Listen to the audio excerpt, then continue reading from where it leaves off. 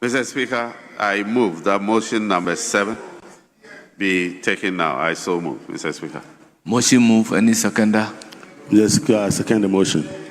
Honourable members, it is for your consideration.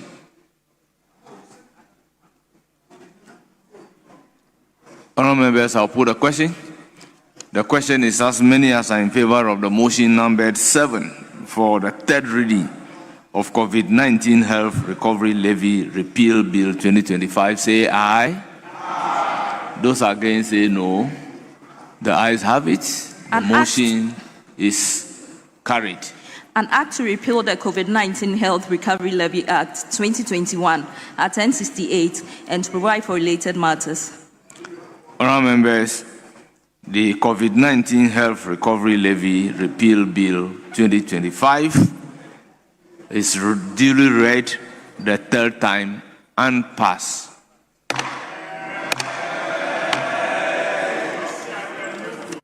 So that effectively puts the COVID-19 levy to death. It's not going to be on our books again.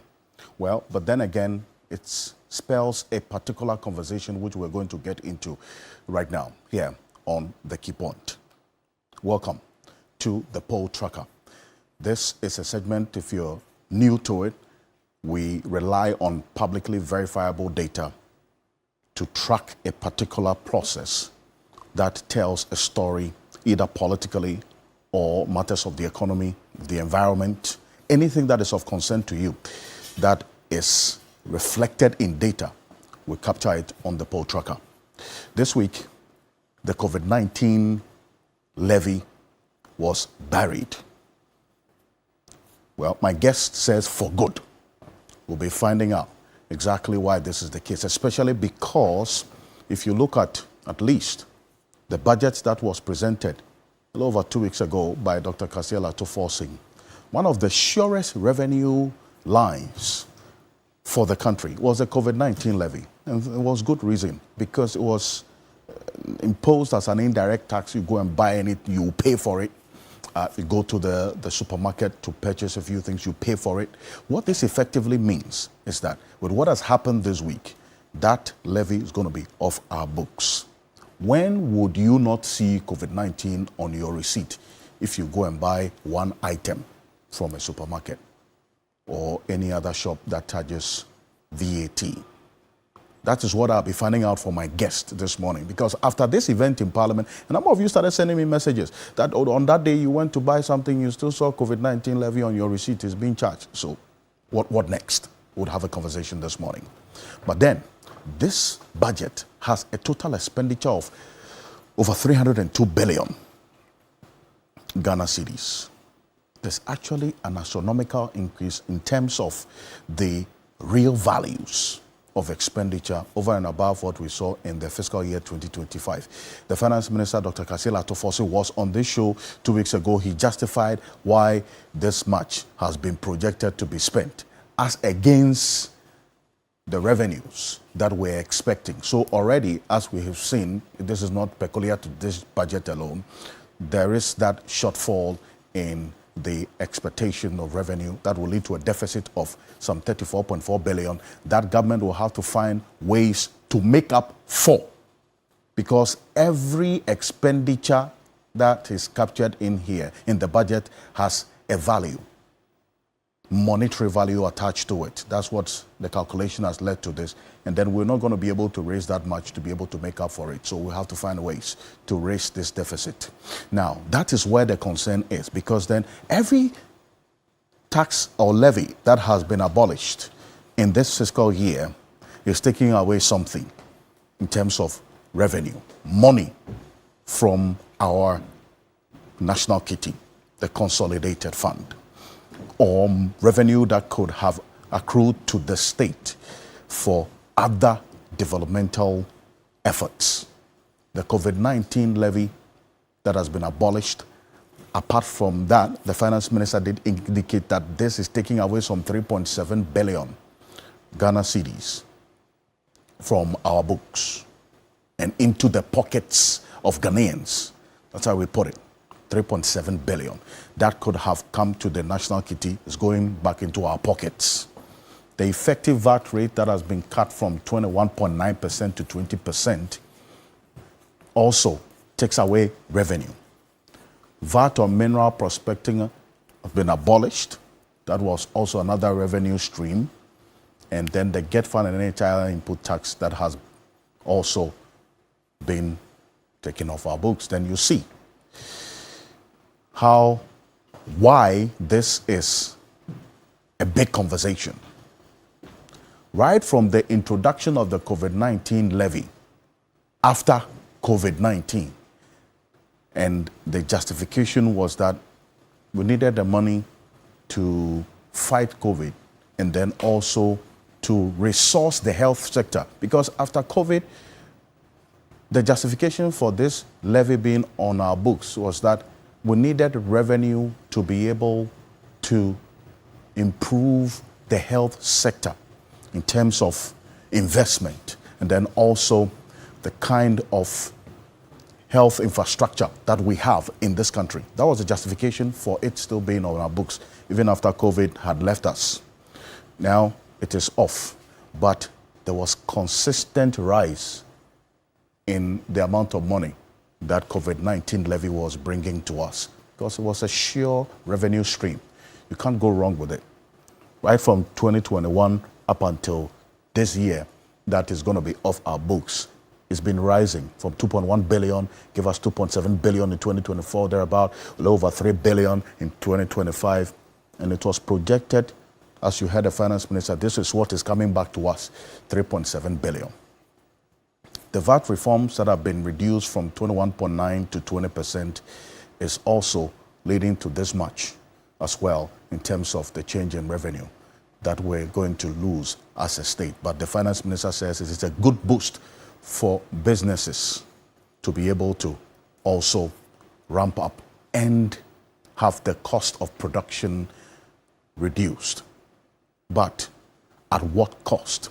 And is there a good balance for it? The finance minister is very clear in his mind that the revenue measures that have been put in place will be able to make up for this loss. But Joe Jackson is a financial analyst and the CEO of Delex Finance. He's joining us in the studio.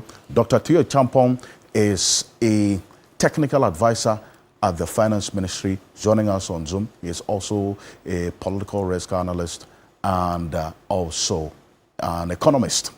We would have Dr. Joshua Zato, Solomon Owusu, they're taking their seats shortly, and also Martin Kpebu, who is also just getting in right now, will be joining us as well in a minute to have this conversation. Mr. Jackson, good morning. Thank you for joining us. Good morning. Good morning. It's good to be here. You're clear in your mind. You still stay that position that COVID-19 had no business still being on our books. It being off was a worthy decision. Listen, COVID-19, the name says COVID what? 19. Levy. Yes. Right? And COVID is now a memory in an important memory, but it's a memory. A levy called COVID-19, mopping up, 2% of all our revenue, has no business being on their tax books. Listen, throw it away. Get rid of it. I'm really pleased that they've gotten rid of it. It was one of the taxes that I would say last year, it was a nuisance tax. COVID-19 levy was a nuisance tax. Yes. But you would not contest the fact that it was one of the surest revenue lines that we had. It never failed. It was always bringing in even more than we projected, isn't it? Yes, but think about it. Let's be clear how we are collecting taxes. COVID-19 was an indiscriminate tax. It didn't care who you were, how much you earned, it will hit you.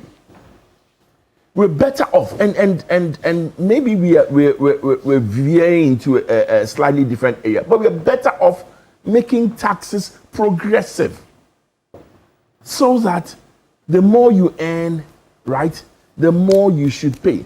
COVID-19 was 1%. It didn't care what you earned.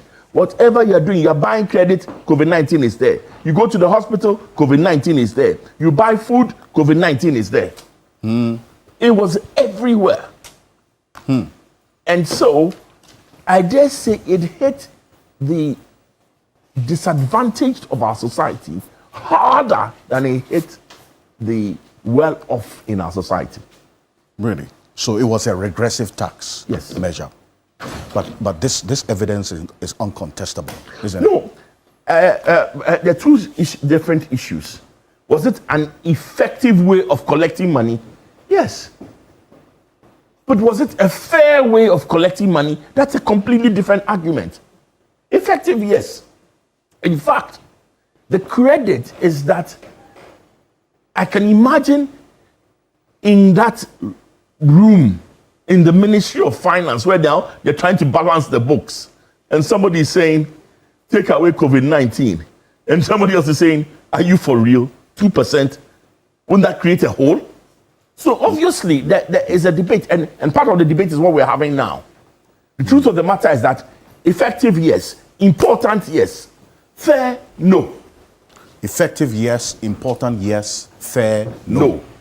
Was not fair And you based see, on its impact. Let me give you another side of this whole argument.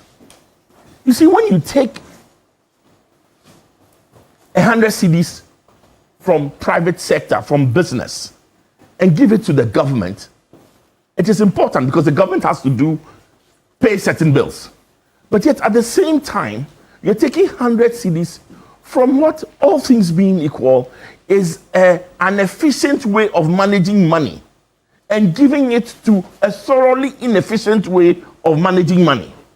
So you see, when for me, the biggest effect of this tax is not even so much the 1% that has been taken off and the little that if you bought a fridge for 1,000 cedis, you may see 100 cedis reduction. It is the fact that 3.7 billion is being returned to the private sector in this country to use in a more efficient way. And that is what will deliver growth. In fact, if you ask me, we are not going to see much of a price reduction. Remember that those who are selling, they have three choices. They can keep the whole 1% and put it in their pocket. They can give you part of the 1% back, or they can fully pass the 1% back. Yes. Even if they fully pass it back, like I said, if you bought 1,000 cedis fridge, you get what? Something back. No, you get 10 cedis back. Yes. Not give me 100 cedis, 10 cedis back. So that's not the argument. But in this country, where private sector continuously remains the most efficient way of allocating our resources, of using our money, they have returned 3.7 billion to the private sector. And that will make a difference. In Delex, it will make a difference to my bills. And if we talk about the private sector being a more efficient way of spending money, then it's better than that money going back to the government. So that boost that the Minister of Finance talked about, that boost to the economy is real. I see. Now, so Yes. you say COVID-19 RIP for good.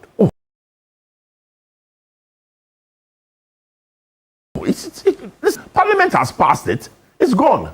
The fact that you didn't see it on your... That's the next question. Because a number of our viewers, when we advertise, they say, you know what? When Parliament took this decision on that day, when and they say it was COVID-19 repealed, they still had it on their receipts when they went to buy items the day after. But listen... What should be the process? Or what will be the process going forward? Assuming I am whatever institution, right?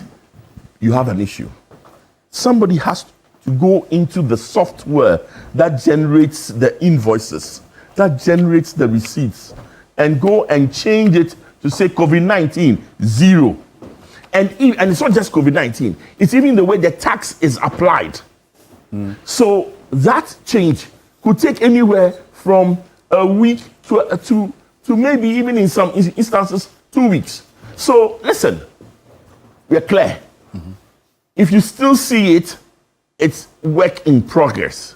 I actually should think that in the next week or two, all remnants of this tax should go away. They should be. And You listen, are blowing it away. I'm blowing it away.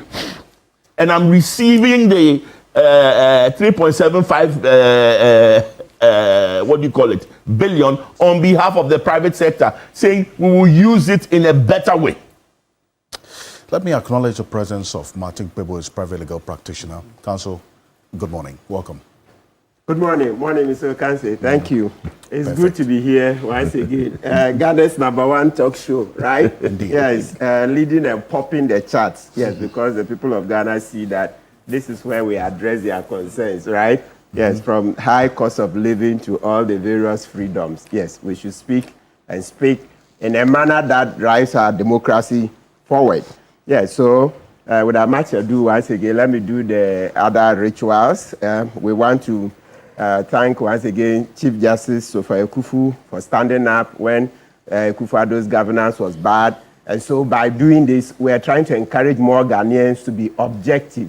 Objectivity. Don't say because this is your relation, who is this minister, the president, the director of this institution, etc. That means you can't talk. No. It's not about you and your family alone. It's about the collective, okay? Right. The same goes for Domahini, Osiadeyo, Ajumabedu. Domahini, more fire. We haven't heard from you in a while. That Togbe Afede. Yeah, Togbe also spoke. Togbe even returned the certain allowances. So you see, he empathized with the high cost of living, right? And said, look, let me return the certain allowances. I don't think I need them. That's on the Council of State, etc. And then also, Gamanche Kentucky Teku through the second, the man leading the charges for the return of the Cecilia Dapama money. Gamanche Mingabue, trying a bit of my gun. All right, so the story of 52.5 billion. Fortunately, on Monday, we met the Deputy Auditor General, Yes. Frimpong something, yes, at the Yes. Lifestyle Audit Symposium. And I told him that now I'll be pestering him all over to make sure that we get that report, because we deserve to know where that money went. Because, you know, we can't just lose 52.5 billion, which is way in excess of what we borrowed from the IMF. Okay, so men above 40, please keep checking your prostate health. Yesterday night I was just watching, you know, even former Prime Minister of UK, Cameron.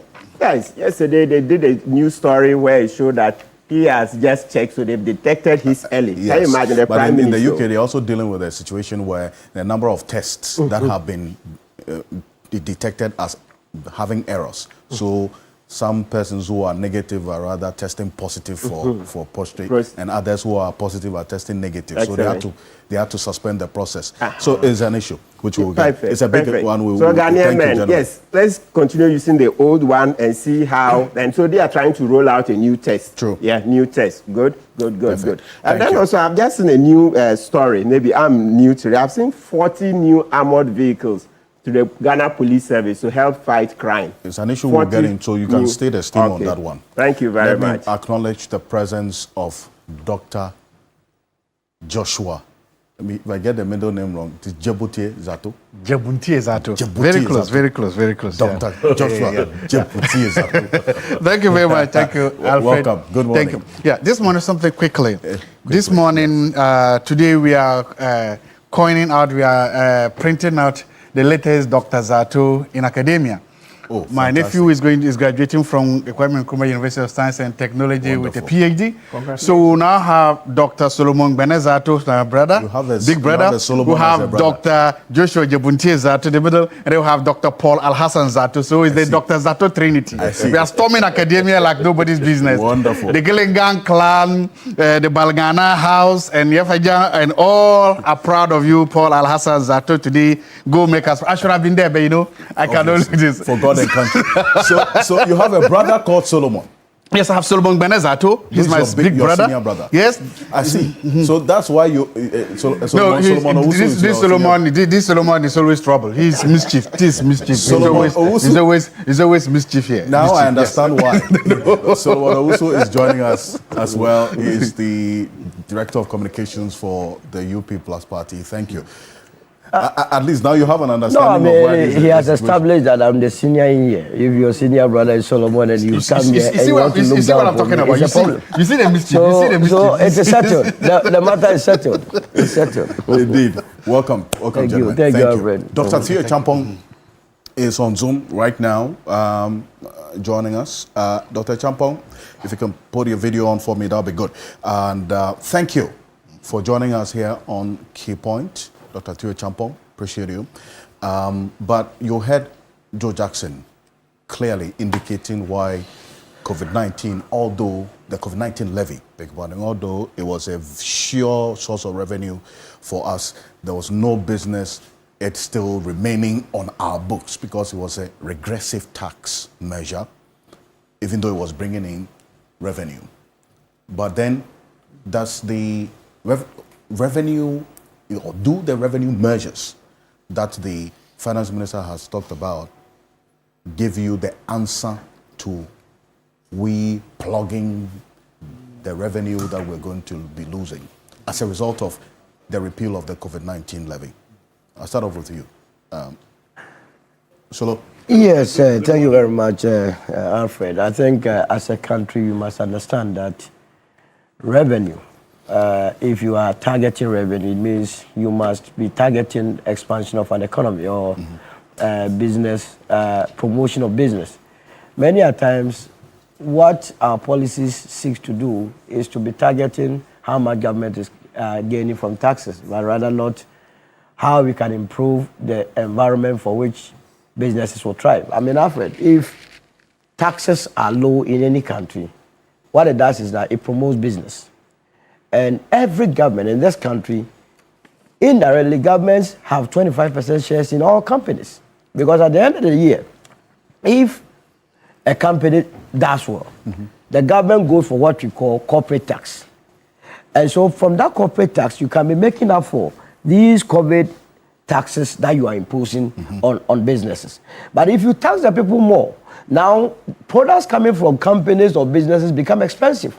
Now what businesses are having high overhead costs, overruns, it translates into their products. And then the products also become very expensive, reducing demand for such products. And ultimately, these businesses collapse. And that is why many a times you find few companies being the ones paying taxes to government and reducing tax revenue. So I'm always for low taxes. COVID-19, as the name suggests, before COVID struck us, there was nothing like COVID-19, and we were surviving. I did not witness or see that impact this taxation brought onto us. And so once we declared the country as a COVID-free zone, that COVID was no more, there was no business whatsoever that this tax will continue to be in our tax books. Well, the justification for it being on our tax books still was that we needed revenue for investment in our health sector to improve on health infrastructure. That's why even after COVID left us effectively, or the pandemic was over, we still had it on our books. I mean, exposés from the Public Accounts Committee, corruption issues that we are discussing, the billions that have been left off the hook, suggest to me that the always rationale we put behind some of these taxes are needless. The money is there. What we have been doing is that we have been taxing the citizens to cover the corruption that we are engaged in. 81 billion from 2020 to 2024 per your own data, according to the Auditor General's department, has been monies lost through corruption. How much did we get from COVID-19 levy? 10 point what? Is it not 10.2 billion? Yes. So how then do you justify you losing 81 billion in the space of 4 years to the 10.2 billion? What you then have to do is to seal the loopholes or tighten areas that leads to corruption. Because if we are able to even have corruption, then we are making about a savings of about 40 billion. We will not need the COVID-19 levy. If we were able to deal with the issues at the national service, 2.4 billion, why would you need the COVID-19 levy? So it is the corruption that is the bane and not the more taxes we impose on the citizenry. And it's the more reason why you have a huge unemployment rate. If you are stifling the private sector, mind you, the private sector is the engine of growth. Any tax you impose puts more restrictions on them.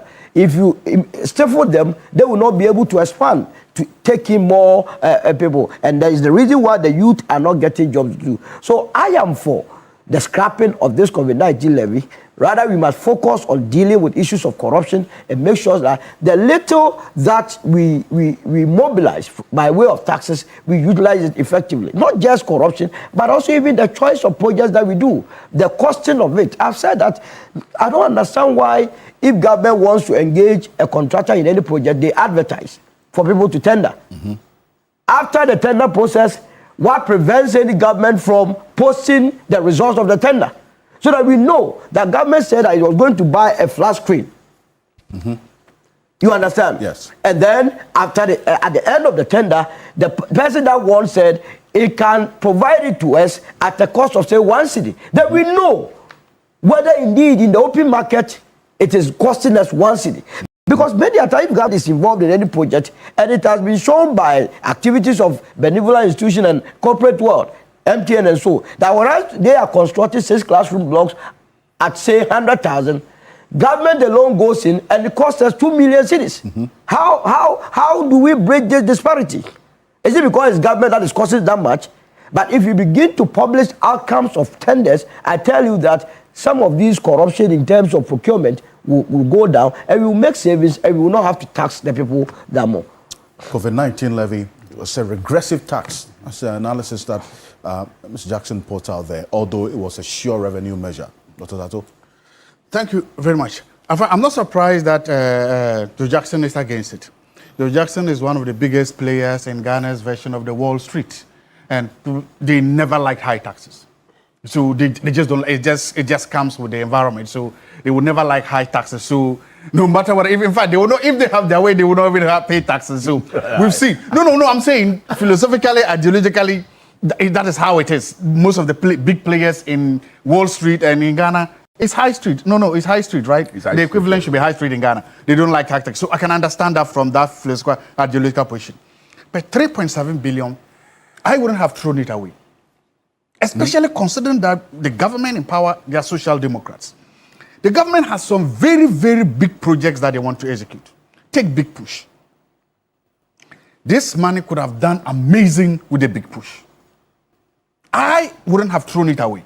2, take right now, apart from the amount of money you need to complete all the projects in the Big Push, you also have a serious problem of farmers all over the country. The Minister of Agri said that he released 100 million cedis to buy food stock, and it finished in 3 days. It finished in 3 days because there's so much to buy. The president gave a directive for all schools and others to buy this. So I would have, again, put this money into that to make sure that the farm, you more, but today there's a lot of cereal, maize, rice, beans, all over the markets, even in Tachima market, in all over the place, in Tumu market, in Chalon market, in all the places. The farmers cannot sell, and the price, in fact, it's about 300 cedis. The price is so low, they cannot sell, and even they don't even have people to buy. I would have given some of this money to buffer stock, and I would say mop up, because the 100 million was not enough. The 200 million they are bringing will not be enough. I would have done that, given it to buy, so that these farmers can reinvest it. It creates jobs directly. You were talking about jobs directly. A lot of the youth in where I come from, the Sala West, have farms. If you see a teacher, he has about 2-3 acres. You see a nurse, he has about 3 acres. All of them have farms.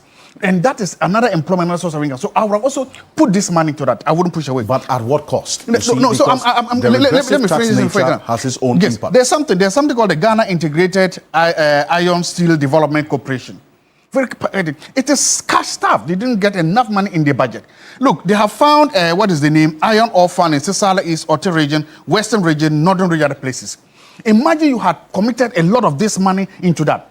Most of the people that are now doing galamsey could have found other places to go and work. You'll be creating jobs, you'll be getting iron ore, and you can then increase the value chain of the iron ore to get it done. So my point is that there are so many other things you could do with this amount of money instead of just putting it. So give more money to the Ghana Integrated Iron Steel Development Corporation, put more money into the Big Push, put more money into free HSS, because again, social democrats are tax and spend politicians. They should tax and spend to expand the economy. So free, that is what I would have done. Because the question you are asking is, and you asked some very genuine question, if we let this money go, there's always this economic theory that a rising waves tide lifts all boats. That is what he said. That if you so the economic idea is that if you lose taxes, businesses will with lower taxes they will invest in the economy, and then when the businesses do well, it will lift everyone. We said it doesn't happen like that. They get the tax breaks and they use it to buy back shares. They used to do other things. They don't invest. So there is that. In fact, that theory, that economic principle of a rising wave lifting all boats, has also been challenged. It's always something that is favored by the political right, liberal conservatives, and then they so for me. I'm surprised that Social Democrats are letting this amount of money go, considering the big projects they want to do. 24-hour economy, Women Development Bank, the big push project, shoring up the free HSS. I wouldn't have done that. Maybe I would have reduced the rate to bring it on, but I wouldn't put this money away. Okay, well, Dr. Tio Champong is a technical advisor at the Finance Ministry. He's a political risk analyst. Dr. Tio Champong, good morning. Thank you for joining us. Good morning, Alfred. I hope you can hear me, and my apologies, I'm not on video because my that's perfect. I'm not that great. I acknowledge that. That's okay. But you heard Dr. Joshua Zato there, and with all the reasons espoused, is there enough justification for the COVID-19 not have been off our books? He's looking at how much is taking away from our revenue basket, and also the projects that have been outlined to be executed by this administration in the next fiscal year. Is that a justification enough? No, I don't think so, because look, math, and it's not just revenue. Look, the people of this country have suffered enough, especially the last couple of years. When you look at the cost of living crisis, the financial crisis that we went through, the debt restructuring, and all manner of other things that have happened to people in the country. And when you introduced a measure, so-called COVID-19 Levy, and you don't have the pandemic around anymore, it's quite difficult to justify that. I get the point that he's saying that, oh, this money could have been used for other things. But the fundamental premise of the tax or the levy was to help address issues or the health-related aspects of the pandemic. Look, when you come to taxation, there are four, call it core principles or canons. Anybody who studied tax law or tax economics will tell you. Taxes have got to be, one, efficient. They've got to be, number two, equitable, number three, transparent, and then number four, they've got to be easy to administer. When you look at our overall tax structure when it comes to VAT, we had a combination of straight levies, and then we have and then the VAT element in it. And what that did was to create a lot of distortions, within the system. So it had become more or less inefficient. It had become inequitable. It was not transparent. You could argue that, okay, on the fourth point of administration, maybe relatively easy to administer. But remember that you are competing also against your peers within the sub-region. You want to be able to attract investment. At the same time, you want to help your citizens and households and businesses that have gone through a very, very torrid and difficult time as a result of the pandemic and cost of living issues. So when you are looking at a region, the African and the West African region, where the average VAT rate is around 18%, and Ghana's VAT is close to 21.9%, that is a strong disincentive for investment. And then at the same time, you are punishing households. So really the policy decision was to try and rationalize this tax base, to make it a bit more efficient, to make it equitable, to make it transparent, and then to, of course, make it very easy, to administer. So when you then go into the mechanics or the details, what really is being done here is to try and scrap the tax, put the money directly into the pockets of citizens, put the money directly into the pocket of businesses, so they can, better plan and use that to do other things. The argument about government losing revenue is neither here nor there, because at the end of the day, you want to support businesses, you want to support households, and there's nothing better about doing that than pushing the money directly into their pocket while you broaden the tax base, and allows you to also sort of compete, right? And the beauty of this again arrangement is not even just the COVID-19 levy. If you read the budget very carefully, there's also a proposal, right, to increase the registration threshold for VAT from 200,000 to 750,000. Yes. For a very long time, these thresholds had been kept very low and had not been adjusted in line with inflation. In other words, in real terms, when you look at those thresholds, they were very, very small, and many businesses were being forced into becoming eligible for tax when they should not, and the cost of compliance goes up, right, for them. So when you increase this threshold, you would broaden it, you improve the means of raising, you broaden it, and you allow, the businesses some of the exemptions that are given, and overall you improve, right, the ease of, administration. Again, there's also the decoupling, right, of the GET fund and then NHI levies as well, right, from the overall tax base. So what this again allows you to do is that anytime you go and buy something, if you are a businessman or a businesswoman, you can claim the input that tax, right, on that amount from the output tax that has been paid. And this, for me, is a much fairer and better way of going about things, because hitherto, your GET fund, your NHI levels were not part of what you can claim as part of the input-output system. So overall, when you actually work out the mechanics, what you see is that you might be losing a little bit of revenue, which for me should not even be an argument, but rather you are pushing money into, right, the real people within the economy. And that helps to ease some of the cost of living pressures and also improves your competitiveness, right, as a country, given also the fact that there are comprehensive reforms that are also taking place on the tax front. So again, it's not just VAT. There is the Income Tax Act, the Customs Act, the Excise Duty Act. All of these things in the coming year are all going to be further reformed to again promote, right, equity.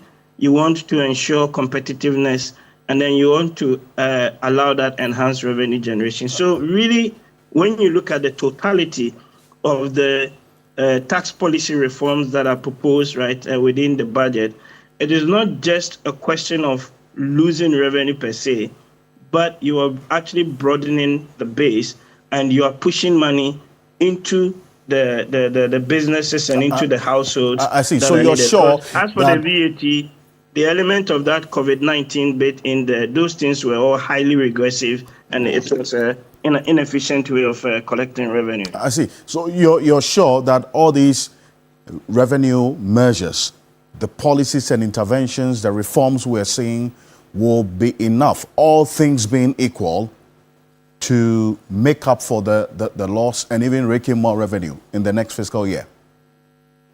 So if you look at the budget and you look at the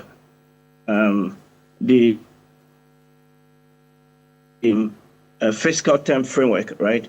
So there's a table 14.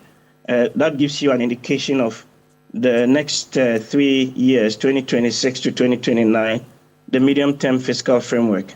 And if you look at what the proposal is to raise revenue, total revenue and grants is actually 16.8% of GDP, and then the expenditure side is 18.9%.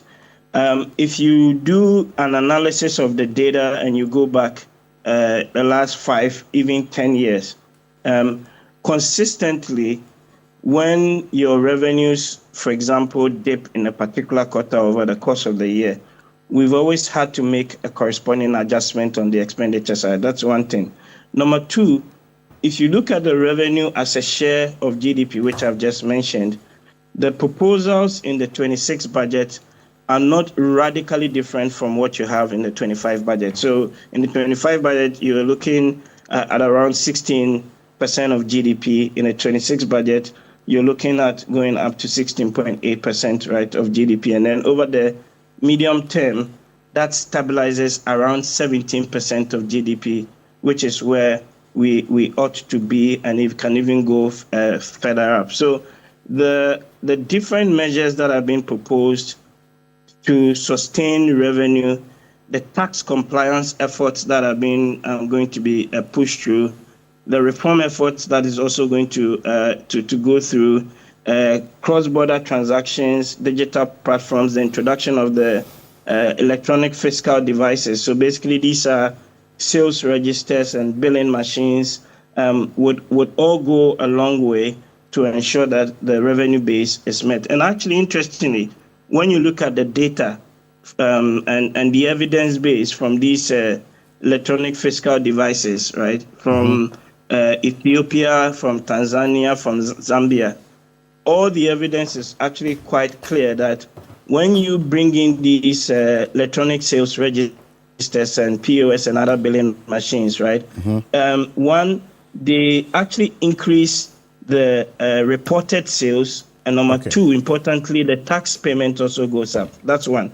Right. Number two, the tax base does not even appear to be negatively affected, right? So that's some of the concerns that people often have. But the evidence within Africa and many other jurisdictions actually shows a very strong positive relationship between the amount of tax that you're collecting through these electronic devices and total tax revenue collection. So again, to state the point, it's a comprehensive set of reforms that are being pushed through, and it should not have that much of an impact on your revenue. Importantly, you are pushing money to people within the real sector of the economy. That's really is the important point.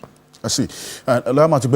You hear the technical advisor at the Finance Ministry, Dr. Teo Champon. The tax, yes, any tax measure must be effective and easy to collect. Looked at COVID-19 levy. Joe Jackson's verdict is that it was a regressive tax. There's no reason for it still being on our books. And also the consideration that Dr. Zato brings in about how much is taken off our books. Well, Dr. Teo Champon says there's enough in place in terms of policies to make up for it. But then again, justification for it being off our books, good measure?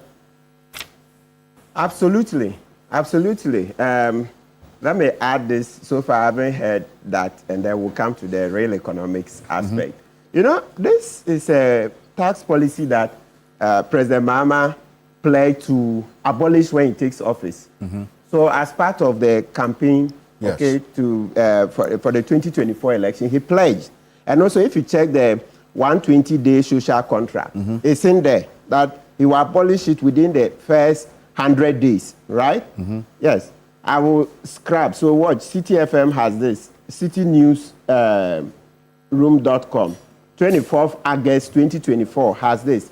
I will scrap e-levy, COVID levy, other taxes within 100 days in office, attributed to President Mahama. That's 24th August 2024.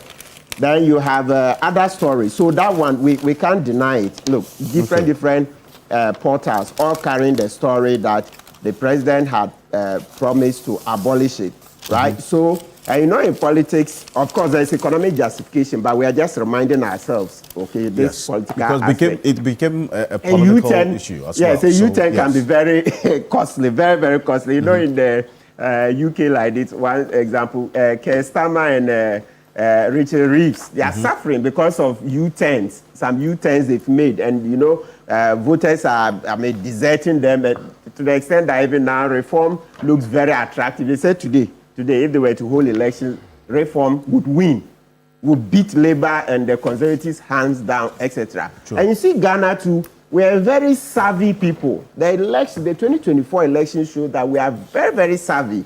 The only part we are yet to improve on is that's what we are savvy when it comes to elections, voting.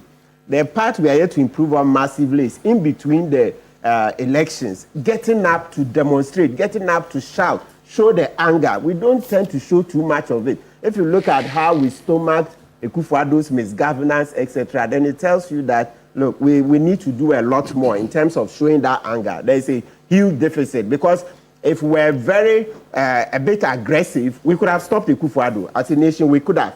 But because most Ghanaians are, laid back, oh, my wife and kids, every time my wife and kids. Hey, and even if you came here to talk, then they say, hey, these people are wicked, they will kill you. They fear.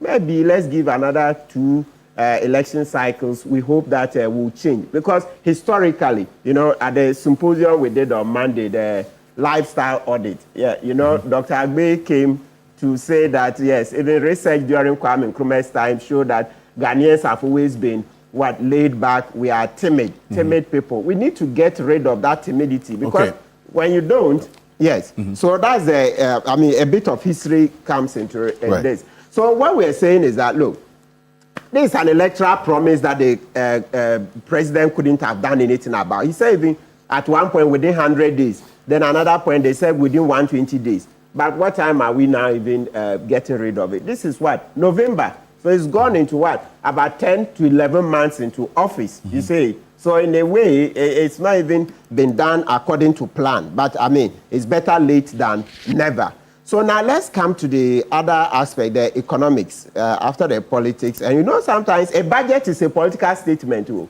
Look, if you read well, they will tell you that a budget is more of politics than even economics. So that's to say that you make sure that the economics speak to the politics. The economics cannot just hang in the air. Because if you did that, you lose your people. You would lose your people if your budget doesn't talk politics. It doesn't come in a manner to help alleviate the cost of living, etc. That this Dr. Tuya Champon is mentioned. Because that's a key thing. Last year, by this time, we're railing. Cost of living is high. Cost of living is high. Cost of living is high. So how else would we help to alleviate the cost of living than by scraping very regressive taxes? So when we say regressive, maybe for the younger ones who don't understand, what we mean is that the tax is said that everybody will pay the same, a percentage, irrespective of whether you earn 1,000 Ghana cedis a month or you earn 100,000 Ghana. So that's what we mean by it's regressive. So you see that if you earn 1,000 Ghana cedis a month and you are paying the COVID levy, in terms of percentages, you pay a lot more than the man who earns 100,000 cedis a month. So that's a regressive element. And knowing that this is a population where we have at least 10% living below the poverty line, you see that when we talk about regression, it's a serious matter. Right. So now looking into the budget, the reason, and you see, we will not make that mistake. The government that is seized with all the facts, knowing how much they expect to raise, we are going to raise about 224 billion in taxes. It means that it has done its homework, done all the calculations, and sees that even with this, scraping the COVID levy, we are scheduled or we are projected to raise 224 billion in taxes. And Mr. Usu made the point earlier. If we use what we collect judiciously, it will go very far. But if you collect a lot of money and it's not used judiciously and corruption takes a huge chunk of it, etc., then you neither went nor you came, like we like to say. So I support Mr. Owusu's statement too that it's about using the little that you have, all right? Yes, so you look at non-tax revenue for next year, we're going to raise 27 billion, other tax revenue 14 billion. Then grants. You see how our economy is changed now. Grants will bring us what? 3 billion, right?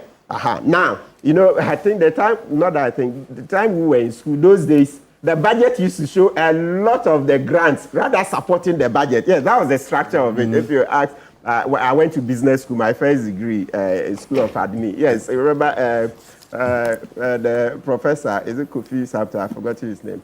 He would come and the budget analysis. What kind of budget is it that you need a lot of foreign donors, development partners to prop the budget? But I see over 20 years on, we are making a huge progress where grants, etc., have reduced markedly rather than those days. So me looking at the budget and the fact that there is a huge drive to raise more revenue, and that there will be growth in ICT, right? Growth in ICT, growth in the finance sector, growth in agriculture. I believe they've done enough modeling. So for the government to say, look, this must go, they mean what they really mean. And that's why they are walking that talk. Because if they knew that it will not work at all, then they would come and then apologize and say that, oh, can we rename it? But to the extent that they say it should go, it tells you that, yes, this is a tax that must go. Yes, somebody's reminded me, one of the professors, Kufinti, then there was the one who used to teach microeconomics and that. Yeah, he was a deputy manager for Omnibasic and that. Yes, okay. So just going forward, looking at it, I believe that the government will not score an own goal. Reading the budget and how we propose to raise taxes, if they couldn't have done it, they wouldn't have scraped it. And this is Dr. Zato. If you check, the internet doesn't forget. Your own Dr. Baumia is said to be one of the persons who would have scraped the COVID levy. That's what is there. Google it. Baumia himself promised. So today, I don't know how Zato is arguing. I'm not arguing against this your own Baumia. He says he's a man of his own mind. Hook, line, and sinker. Lock, stock, and barrel. You never would depart from what Baumia says. So today, I see you gradually running away from Baumia. And this is coming from a neutral. This is coming from a neutral. You are supposed to be neutral. You are taking shots at me. Let me make this point. No. I agree. Hey, listen, I'm saying this. Your position is I am capable of sitting here and saying that I can articulate an idea that is completely independent from this end. I told you, politically, ideologically, and philosophically, I am center, right, liberal, conservative. So I should be the one articulating for lower taxes by my ideology facing. But I've told you that I am also what? Principle, and I'm understanding. I've told you things. If So today, you're a man of your own mind. I've just said, that's what I'm saying. Okay, So I see. ideologically and philosophically, I should be for lower taxes, deregulation, smaller government. That is what I should be espousing. But I'm saying that our democracy can also and ought to also be what? Empirical. That also means that I've seen government struggling. Look, this is regressive. The D-levy, is it regressive or not? The D-levy, the 1 cedi tax on fuel. Is it regressive? Yes. So, Any tax that you exactly, and I've made the same point. So, what is the principle then? Are you against regressive taxes? Then why do you bring D-levy? The same thing they did. The first budget came out, say you remove this, then Nicodemously and in the night through whatever, you push through D-levy. So I'm saying that this thing, you've done it now because of, and I'm happy you said it, a budget is a moral document. A budget is a political document. So you made a political promise, you do it. But I'm saying you watch. You will see that one hot middle of the night, another tax will be passed through Parliament through an emergency, because that was what happened. That will depend on, we have to be vigilant. In yes, I said that. So yes, you will see me espouse ideas and opinions that are different from, because again, I have and I'm capable of doing that, and I will always do that. Okay, thank you. Yeah, so wrap up also. As I said, there's a high cost of living. It's not as if it totally disappeared. Yes, this year the bumper harvest has helped to ameliorate it a bit, but we still meet people and you're still crying that the cost of living is so high, cost of living is so high, cost of living is so high. So this is a good measure to help bring down the cost of living, because everywhere governments seek to what? Reduce the cost of living, because that's what Article 36 of our Constitution requires of our government. Article 36 of the Constitution says that government must what? Manage the economy in such a way that we have better welfare for all of us, create jobs, etc. So for me, as I've said, once the government has all the facts and is better informed than us, I shudder to think that they would just want to score an own goal, remove a tax that they cannot afford to. You remember, and I even remember, earlier in the year, yes, people were saying no, it should be removed far earlier. Yes. Then they said no, they needed a bit of time to adjust. Yes, I think earlier in the year, because people kept saying that no, it must go immediately. It must go immediately. And then the government said no, they needed a bit of time to during adjust. the media budget. Yes, exactly. So this is the time. This is the time. So let's do it, because a government that doesn't protect its citizens, a government that doesn't care for its citizens would not make it past would not make it past the next election at all. No, it won't make it. Because citizens will say you haven't ameliorated our suffering. It's all about the cost of living. Excellent. It's all about the economy. Excellent. It will be about the economy in 2028. Mr. Okansi, that's no doubt. Before I just land, somebody just sent me a text. They said today is the president's birthday.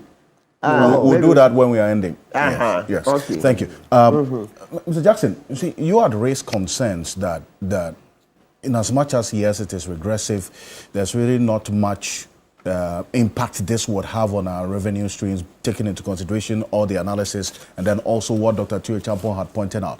But you had concerns about whether or not the revenue measures would accrue as much as has been projected.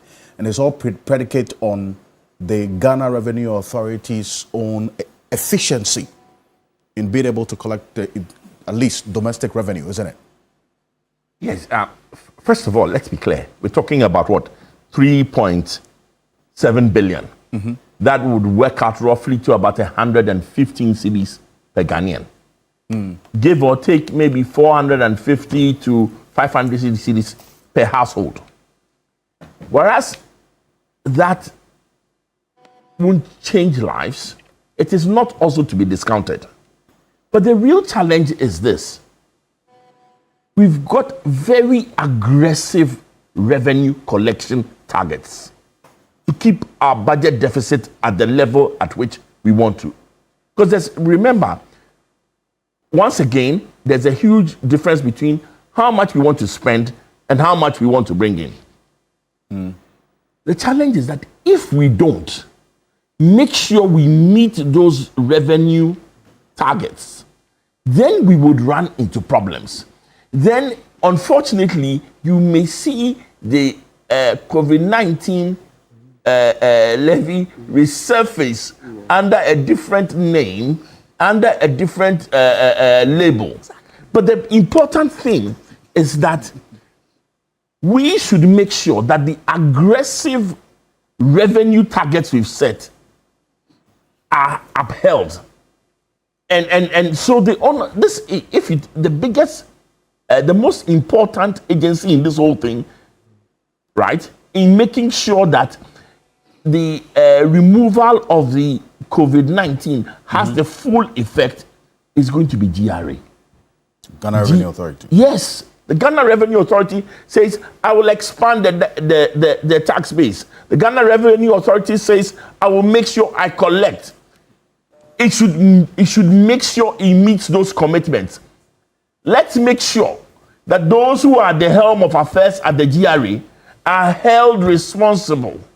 The KPIs are put in front of them all the time, reviewed all the time, so that we won't come back months from now to come and say, there's no revenue, there's no... Because you see, the amount there is significant.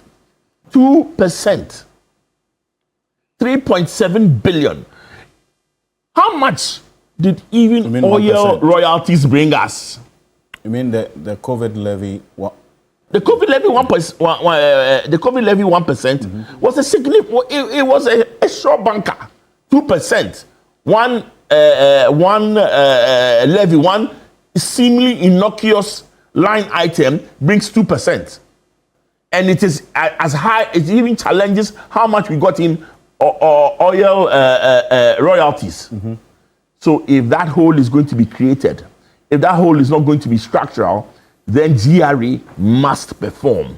Then the other measures must happen. So we're saying we're happy to take the 3.7 billion being handed back to Ghana. We're happy for households to take home to get a relief of anything up to 400, 450 cedis, even 500 cedis per household. But let's make sure that those that are responsible for bridging that hole do their work. Let's hold them responsible. Let's not take it for granted. And it's the same thing. If you were running your business and you had a sales team and you had some aggressive targets for the sales team, you won't let the sales team go to sleep whilst you are spending money. You will say, sales team, I've put a budget together. The budget says I will spend so much. Make sure you bring in the revenue required. In this case, we're saying, whilst we want to scrap nuisance levies and taxes, let's make sure we also block nuisance leakages so that we won't come back months from now and come and sit here with a long face talking about a new tax with a new label. The leakages including corruption, isn't it? Definitely. One of the major leakages is corruption. One of the major leakages is smuggling. Another major leakage is the tax freebies we give to other companies and never give to Ghanaian companies. All those leakages must be watched, must be kept, and GRA must expand the tax net. And finally, Dr. Joe Champon, I'll give you the final word on this because a lot of the expectations on the Ghana Revenue Authority, they've announced some ambitious, interventions and projections going into the year. Tax education, and then that would lead to the tax expansion. Because as for the expansion of the tax net, I've been hearing this since I was born. We've been expanding the tax net for only God knows how long. It never happens. So what is going to be done differently? No. I mean, look, you're right, and Uncle Joe is right. A lot of work has to be done by GRA and the other state agencies to ensure that the revenues do come in and indeed come in. But what also gives me assurance and comfort is that if you go and look at the data, again, historically, and you look at specifically even the 2025 data, the fiscal data, just for the half year, and this data is publicly available on the Ministry of Finance's website, so anybody can cross-check. But in the 2025 budget, the expectation was that we're going to do 224 billion Ghana in terms of taxes. So that's roughly 16%, of GDP. And then if you look at the breakdown of that in terms of the half year, projection. So as of half year, we were expecting to have done 121 billion, and then the provisional numbers is around 115 billion. So that's 8.2% of GDP. So the point is that as of half year, you had 8.2% of GDP. We're almost getting to the end year point now. If you did another half of that, you're going to meet your revenue target that you set within the 2025 budget for 25.